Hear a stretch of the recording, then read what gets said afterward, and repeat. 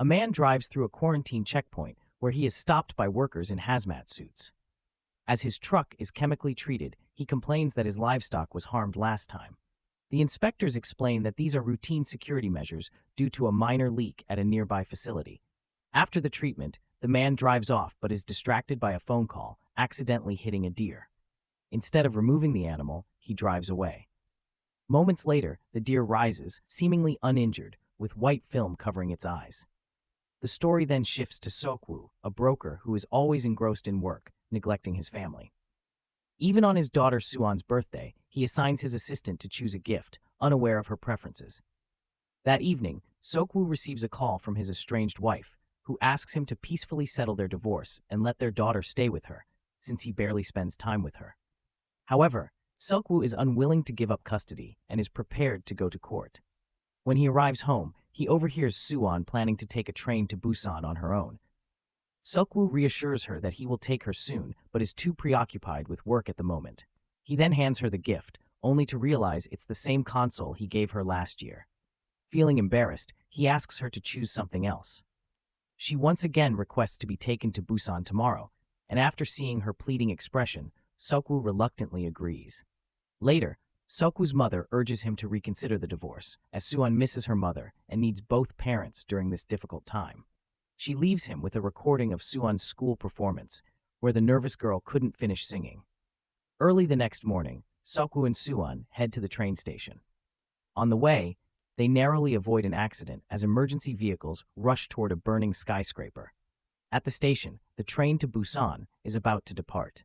A cheerleader, Jin-hee, boards with her team, excited to support her crush, Min-young-guk, at a baseball game. Sokwu and Suan also board, with Sokwu talking to his assistant about work problems. He assures her that he'll return before lunch to handle things.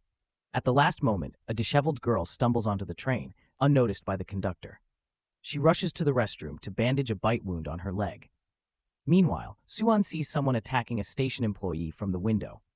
Another passenger, Yeon-suk, reports a strange man locked in a toilet to the conductor. When they check, the man is trembling and claims that everyone is dead.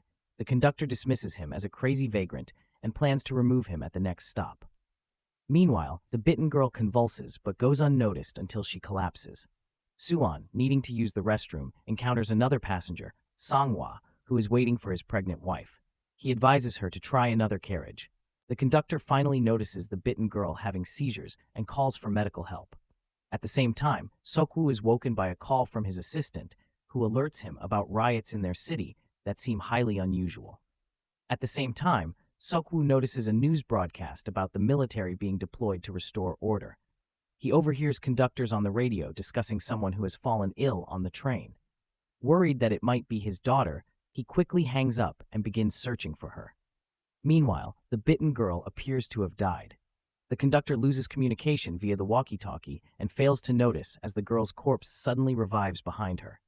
The newly turned zombie stares blankly at her next victim before lunging at the conductor, who desperately tries to fend her off but is bitten. The conductor instantly transforms into a zombie, causing chaos in the carriage. As panic spreads, passengers stampede toward the main conductor, knocking him down in their rush to escape.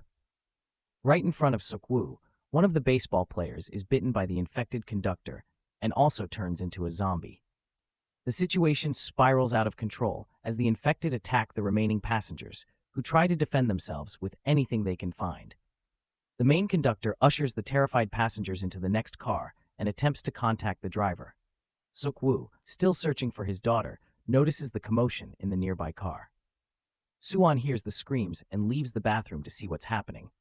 A conductor bursts into their car, trying to warn the passengers, but the horror becomes fully clear when the zombie conductor follows, attacking and infecting her colleague. Sokwu grabs his daughter and flees as the newly turned zombies chase them, hungry for blood. Meanwhile, Song-kyung, Songhwa's wife, exits the bathroom just as a zombie catches up with another woman, turning her right outside the door. Realizing the danger, Songhwa and his wife sprint to the next car, fighting off zombies along the way. Sokwu initially shuts the door on them, but relents and lets them in at Suan's urging. He notices that the zombies can't figure out how to open the door, instead mindlessly banging on the glass. Still, they can see the group, and it's only a matter of time before they break through. Song-kyung quickly covers the door with newspapers to block their view. The train driver contacts the passengers, informing them that the train will bypass the nearest station. Yeon-suk calls the driver to ask what's happening, but the driver has no answers. The passengers grow increasingly frightened and upset. Seok-woo receives a call from his mother, who sounds weak and is breathing heavily. He realizes something is wrong. She asks him to take care of Suan before her voice turns into growls and the call cuts off, signaling she has become infected. Seok-woo hides this from his daughter. As the train approaches the next station, it slows down, but the doors remain closed. Desperate people outside the train beg to be let in, but they are soon overrun by zombies. The entire country is under siege by the undead. Martial law is declared, and no one is allowed to leave their city. As survivors move from car to car, Seok-woo, Suan, two elderly women, and Sang-hwa with his wife are separated from the rest, forming their own small group.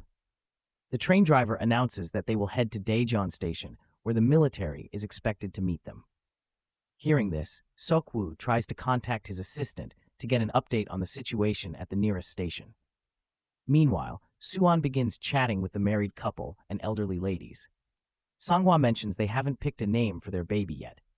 Seok-woo finally reaches his assistant, who informs him that all passengers will be quarantined upon arrival, and their fate is uncertain. Seok-woo arranges for his assistant to meet him and his daughter separately and take them to a safe location. When the train arrives at the station, the platform is eerily empty, and the driver is unsure of what to do. Yeon-suk rushes to inform him about the quarantine, warning they might not be allowed to leave the city. He suggests the driver detach the car with the zombies and head straight for Busan, but the driver opts to inspect the station first. As passengers move toward the depot, Seok-woo takes his daughter to a separate exit, where they are supposed to meet people sent by his assistant. They are overheard by a stowaway man who has listened in on their conversation about a safe place. Suan, wanting to help others, tries to warn the other passengers, but Seok-woo forbids her. She accuses her father of selfishness, reminding him that his selfish behavior is why her mother filed for divorce. As passengers head down the escalator, they are horrified to find hundreds of infected soldiers waiting below.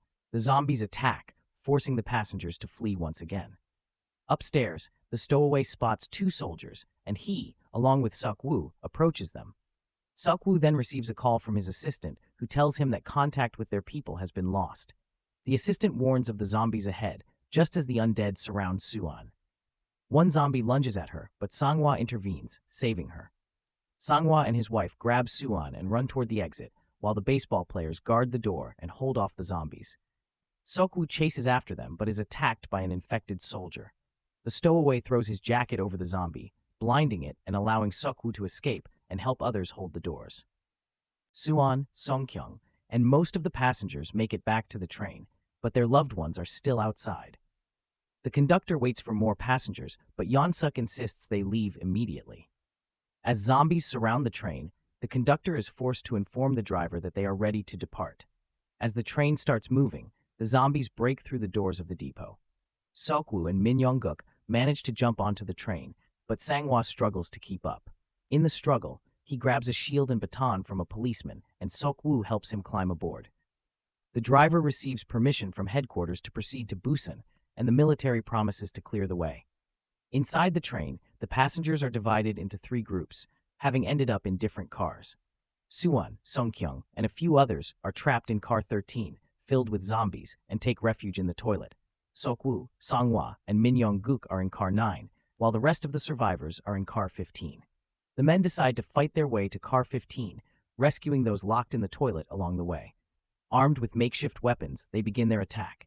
They clear the next car without trouble, but in car 11, Min Young-guk is confronted by his zombified baseball teammates. Unable to attack his friends, Sang-hwa and Seok-woo step in. When the situation worsens, the train enters a tunnel, disorienting the zombies. The group seizes the opportunity to move through the corridor. The next car is packed with zombies, clustered at the exit. Waiting for another tunnel, they sneak through.